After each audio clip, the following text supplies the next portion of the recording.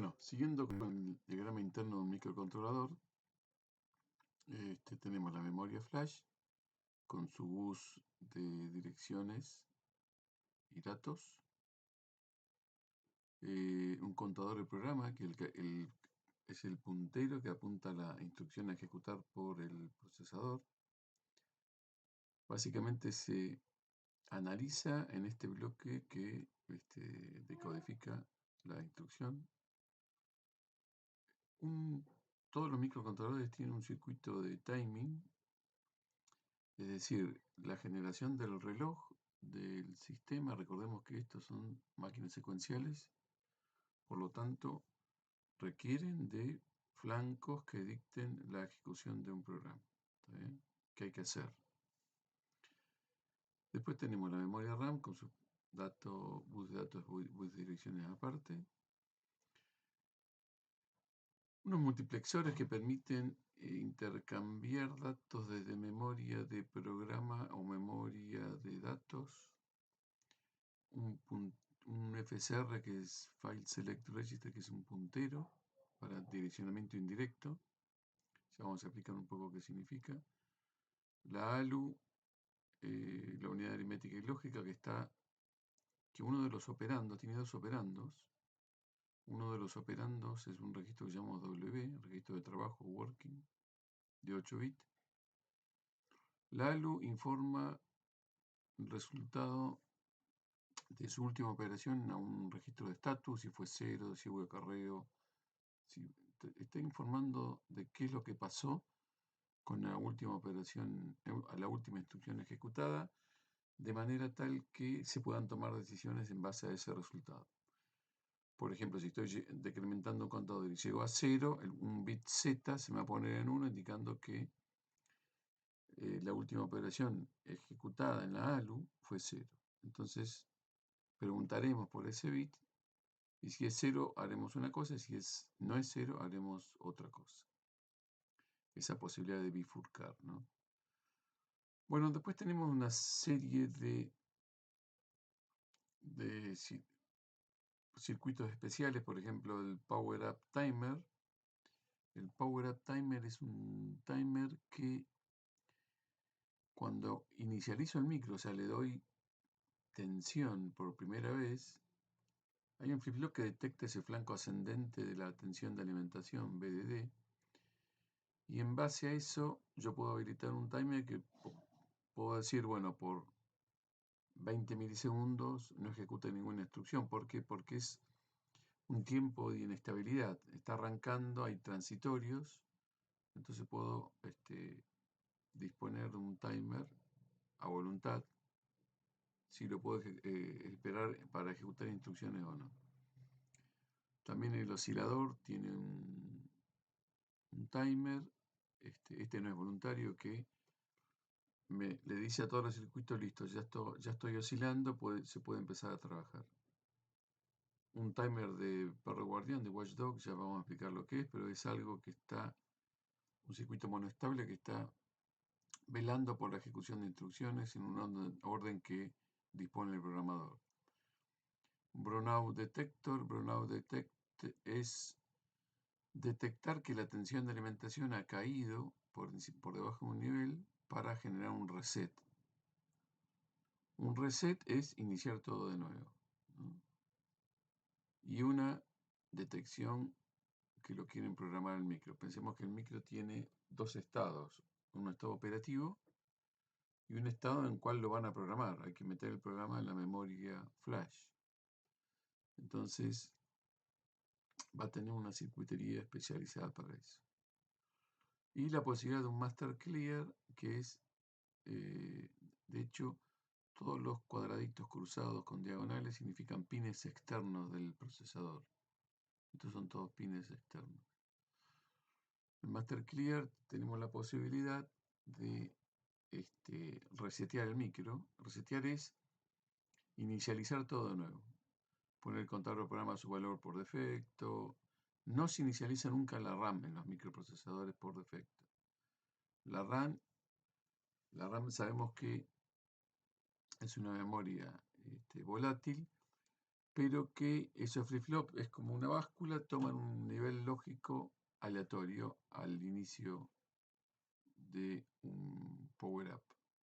Por lo tanto, una de las buenas prácticas de programación es asegurarse de borrar los registros o inicializarlos a cero o los valores por defecto cuando el micro arranca su ejecución. Bueno, ¿cómo son la ejecución de instrucciones? Se divide la oscilación, en este caso en cuatro ciclos, donde se va a ejecutar una instrucción. En los micros más modernos, estos ciclos pasan a dos y en algunos también a un ciclo solo, los cuales son divididos por exclusiva en más ciclos. Entonces tenemos cuatro periodos, Q1, Q2, Q3, Q4. Entonces en estos flancos, como les decía, esa forma única de marcar un evento en un circuito digital, un sistema digital, esos flancos ascendentes y descendentes, este circuito de decodificación y control se encarga de generar la lectura en la RAM, la lectura en la flash, le da orden al ALU de sumar, de restar, de hacer lo que tenga que hacer, de hacerle una OR exclusiva. Y el micro empieza a funcionar secuencialmente y sincrónicamente. Como vemos acá, el contador de programa es el que apunta siempre a la próxima instrucción a ejecutar. Ese contador de programa tiene un contenido llamado PC, se va incrementando. En estos cuatro ciclos se carga una instrucción mientras que se ejecuta la instrucción anterior. Luego se carga la PC más 1, se ejecuta la PC. Si nosotros analizamos, vemos que en estos cuatro ciclos se ejecuta la instrucción apuntada por PC-1, en estos cuatro la instrucción apuntada por PC y así siguiendo. Quiere decir, por ejemplo, si tuviera un clock de 16 MHz, entonces dividido por 4 es la cantidad de instrucciones que ejecuta por segundo. Ejecutaríamos 4 millones de instrucciones por segundo en un micro de estas características que tiene un cristal de 16 MHz. 4 millones de instrucciones por segundo es muchísimo para un sistema de este tipo de sistema embebido, ¿no? Entonces, evidentemente, 4 millones, estamos hablando que tenemos una memoria flash del orden de los kiloword, o sea, miles de palabras, y como en un segundo, entonces, nosotros ejecutamos millones de instrucciones. Entonces, esto significa que esto va a entrar en algún ciclo, todos los sistemas embebidos entra en un ciclo principal, el cual se vuelve a repetir, ¿está bien? La estructura interna, los registros importantes que disponemos en un procesador son los siguientes. El contador de programa, en este caso, por ejemplo, tiene 13 bits. Es importante el ancho de bit que tenga el contador de programa porque es la cantidad de direcciones que puede apuntar. En este caso, 2 a la 13, sabemos que 2 a la 10 es 1024, 2 a la 11 2048, 2 a la 12 4096, 2 a la 13 8192. Por lo tanto, tenemos ese contador puede apuntar 8192 direcciones de memoria. El registro de trabajo, que es uno de los registros, el único que tiene este micro, o sea, ya vamos a ver que en micros más avanzados se disponen de más registros, de 8 bits. Generalmente el registro, la ALU, está en concordancia con el ancho de bus de datos y el registro del micro, en este caso todos de 8 bits. Un puntero de pila, que ahora explicamos un poquito para qué necesitamos formar una pila en una estructura de memoria, de 13 bits también. Un registro de estado, se conoce como status register, que tiene bits de 0, que es Z. De hecho, recordemos que cuando en todos los micros el bit de 0 se pone en 1 cuando la última operación fue 0. Un bit de acarreo. Un bit de acarreo es que un acarreo, cuando sumo aritméticamente, un acarreo de, en este caso, del bit 7 al 8, ¿no? Empezando con el del bit 0. Algunos micros tienen bit de negativo, o si no lo hacen, lo infieren. Y un registro de puntero para operaciones indirectas. ¿Qué significa indirecta? Va a significar que el operando lo voy a buscar a través de lo que apunta un puntero. Todos los micros tienen que tener punteros, si no sería imposible su uso. Por ejemplo, para hacer un ejemplo muy simple pero muy obvio es, imaginemos que tenemos 1000 posiciones de memoria que tenemos que inicializar a un valor, a 0. Si no tuviéramos una operación indirecta, tendríamos que hacer borrar dirección primera, borrar dirección segunda, borrar dirección 1000. Eso ocuparía 1000 posiciones de memoria. En cambio, con direccionamiento indirecto, lo que diríamos es, primero inicializamos el puntero apuntando a la primera dirección de memoria y pondríamos una instrucción que diga borrar lo apuntado por el puntero. Incremento el puntero, me chequeo que haya que el puntero no haya llegado al final y vuelvo a borrar lo apuntado por el puntero y así siguiendo en un lazo.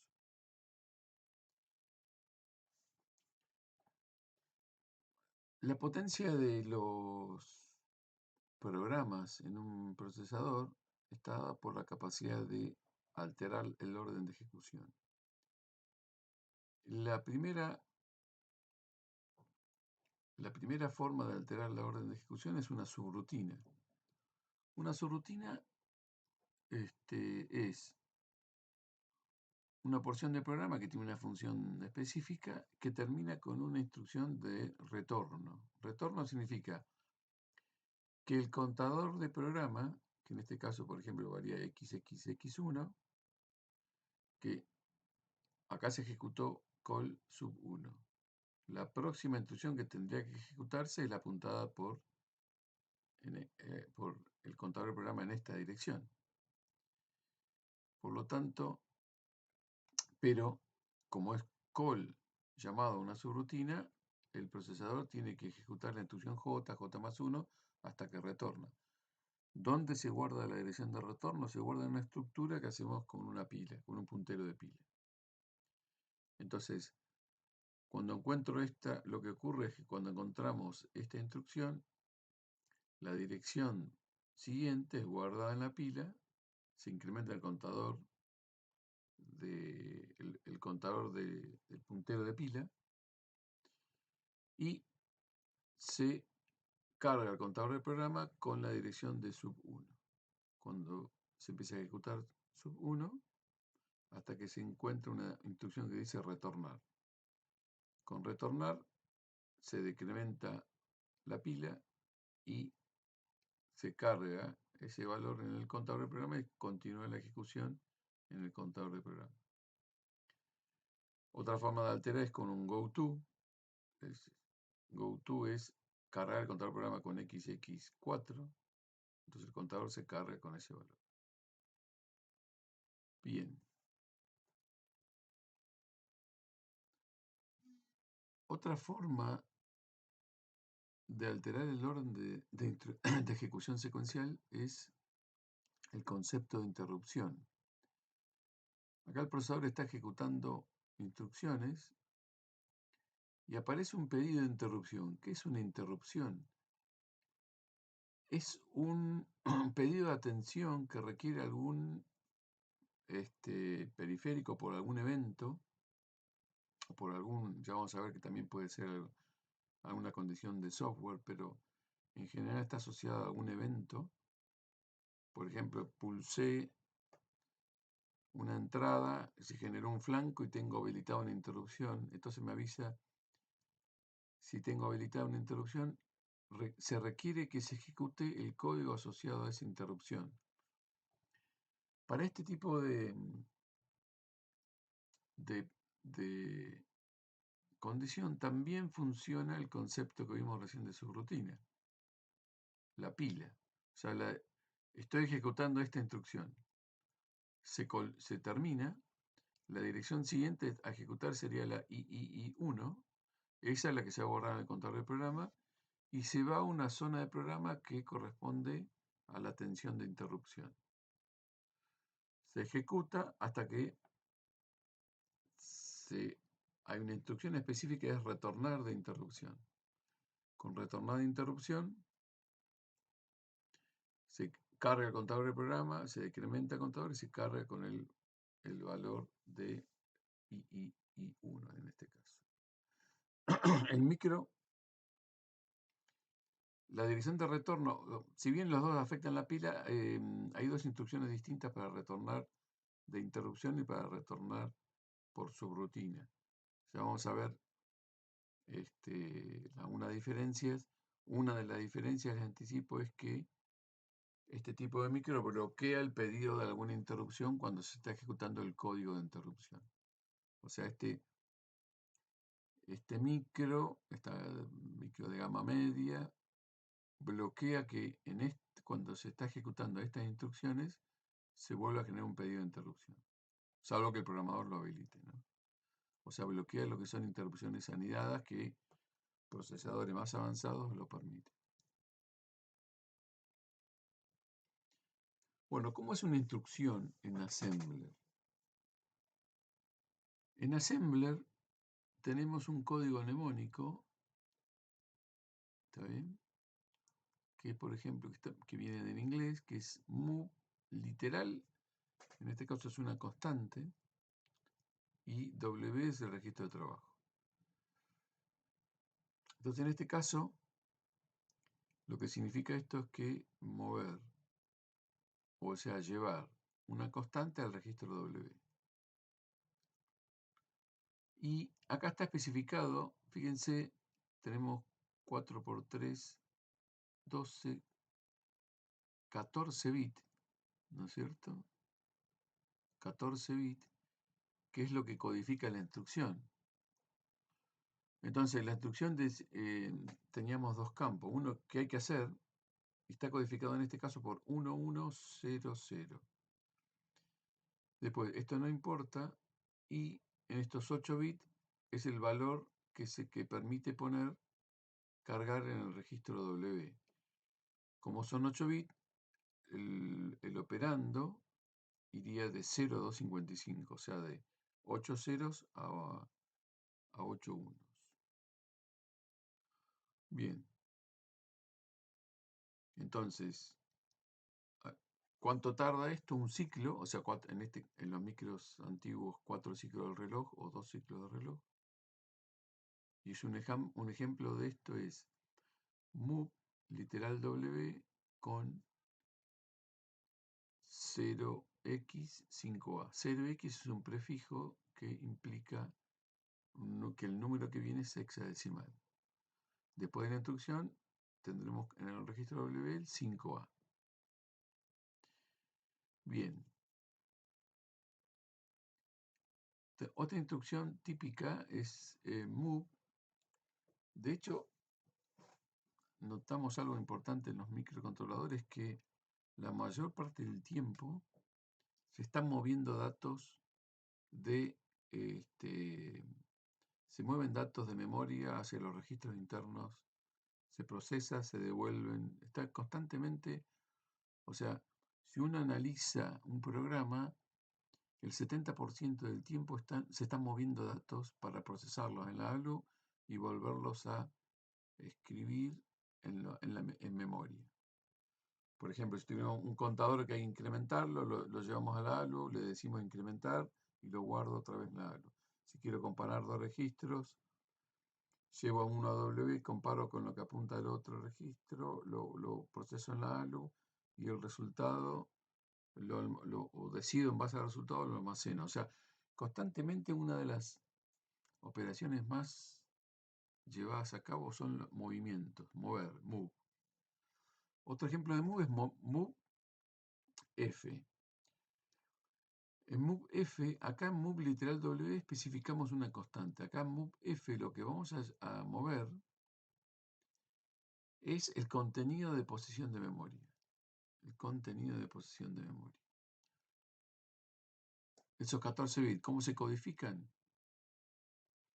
Se codifican con 001000, que le está diciendo que es un move F. El D significa un destino. Si D es 0, el file, que es la posición de memoria, es almacenada en el registro W, y si D es 1, file es almacenado en el mismo registro. Entonces, esto nos permite cargar W con el contenido de una posición de memoria especificada con estos 7 bits. ¿Bien? ¿Para qué querríamos, por ejemplo, si destino es 1, es almacenar en el mismo registro? Porque, de hecho, pasa por la ALU y si es 0, se va a afectar el bit Z, se va a poner a 1, por ejemplo. Una consideración importante es la siguiente. Acá el código mnemónico del microcontrolador especifica si estoy trabajando con literal o estoy trabajando con direcciones de memoria. A partir de los 16 bits en PIC y en 32 bits, se pone un prefijo, que es generalmente el numeral, para decir que lo que se va a cargar no es una posición de memoria, sino es un literal, una constante. Y sin prefijo implica una dirección de memoria. Y con corchete implica un direccionamiento indirecto. Bueno, ahí terminamos esta parte y seguimos en la cuarta parte.